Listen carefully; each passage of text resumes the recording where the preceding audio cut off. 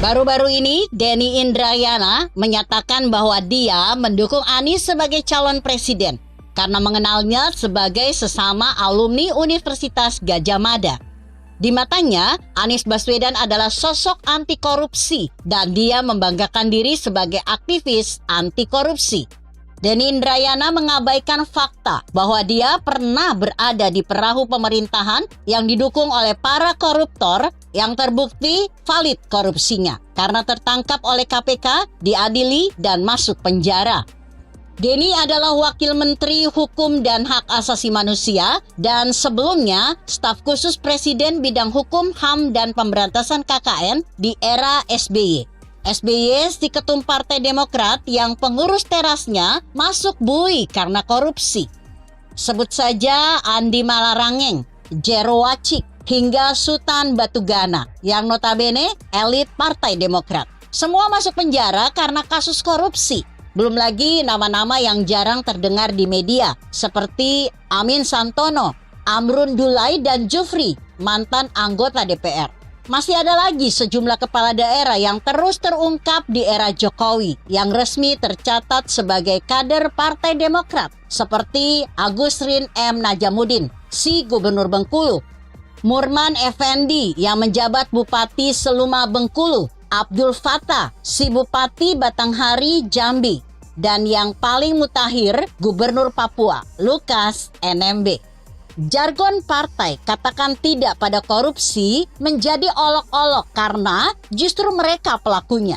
Jangan lupakan Nur Fatah Balkis, perempuan berjilbab yang tampil snob dan modis dengan gelar korupsi termuda, yakni masih berusia 24 tahun. Dia merupakan bendaharawan DPC Partai Demokrat Balikpapan, Kalimantan Timur. Bagaimana Denny Indrayana menuding kecewa kepada Jokowi karena dianggap melemahkan KPK. Padahal para koruptor kakap yang tertangkap justru di era dia menjabat sebagai wakil menteri hukumnya.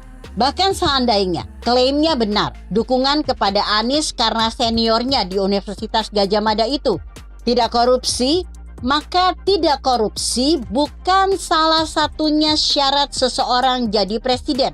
Sebab SBY juga tidak korupsi, Megawati tidak korupsi, Gus Dur tidak korupsi, B.J. Habibie tidak korupsi. Boleh jadi Anies Baswedan semasa memimpin Jakarta tidak korupsi. Tetapi para pembantu dan orang-orangnya yang kelebihan bayar untuk sejumlah proyek yang tidak bermanfaat bagi warga alias anfaedah. Dan Anies mendapat perlindungan dari mantan wakil KPK dan penyidik senior KPK sehingga tahu bagaimana korupsi tanpa terendus dan lolos dari tangkapan KPK.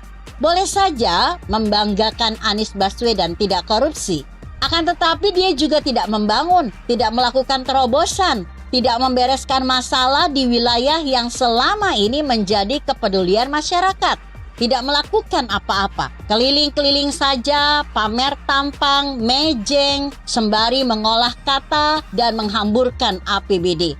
Terbukti 5 tahun masalah banjir ibu kota yang ditangani ala kadarnya diselesaikan oleh pejabat yang baru bekerja beberapa bulan saja. Dengan segala hormat, Profesor Dr. B.J. Habibie tidak korupsi, Gus Dur juga tidak korupsi, Megawati tidak korupsi. Namun mereka tidak bertahan sampai 5 tahun di istana, bukan karena tidak korupsi, tapi karena syarat menjadi presiden tidak semata-mata itu. Soeharto ditabiskan sebagai salah satu kepala negara terkorup di dunia, mampu bertahan selama 32 tahun. Sebagaimana SBY, di mana Denny menjadi wakil menterinya, bertahan selama 10 tahun, lengkap dengan segala kasus proyek mangkraknya.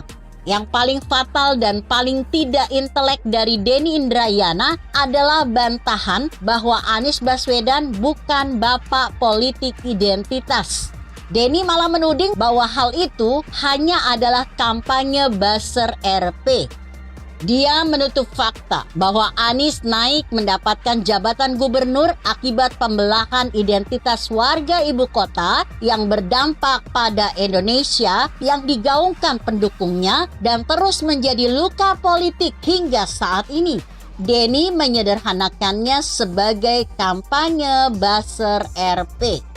Boleh jadi Anies Baswedan bukan pelaku politik identitas, tapi dia menikmati dukungan kaum radikal, penyebar politik identitas, dan Anies juga membiarkannya. Sebagaimana SBY dulu ikut menikmati hasil korupsi para pengurus teras partainya.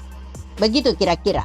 Artikel ini adalah penggalan tulisan Supriyanto Martosuito yang disadur dari redaksi Indonesia.com. Bagaimana menurut Anda? Jika Anda berpendapat lain, tuliskan komentar Anda di bawah ini. Saya Emma Karisma 90.